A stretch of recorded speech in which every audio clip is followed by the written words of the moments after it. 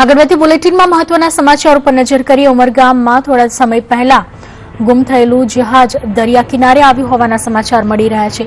ઉમરગામના દરિયાકાંઠે આ જહાજ લાવવામાં આવ્યું છે, જે સમાચાર અત્યારે પ્રાપ્ત થઈ રહ્યા છે।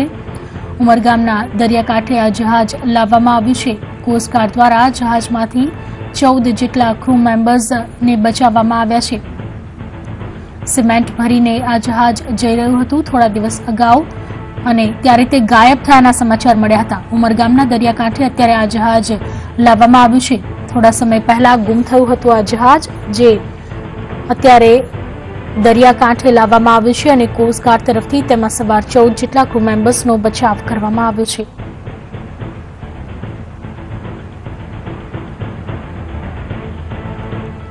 કોસ્ટગાર્ડ દ્વારા આ જહાજમાં જે 14 ક્રૂ મેમ્બર્સ હતા તેમનું રેસ્ક્યુ ઓપરેશન કરવામાં આવ્યું હતું। મહત્વનું છે કે સિમેન્ટ ભરીને જઈ રહેલું આ જહાજ થોડા સમય અગાઉ ગાયબ થયું હતું, જેમાં 14 જેટલા ક્રૂ મેમ્બર્સ સવાર હતા।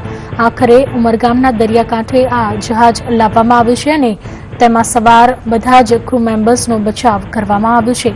અત્યારે ઉમરગામના દરિયાકાંઠે આ જહાજ લાવવામાં આવ્યું છે।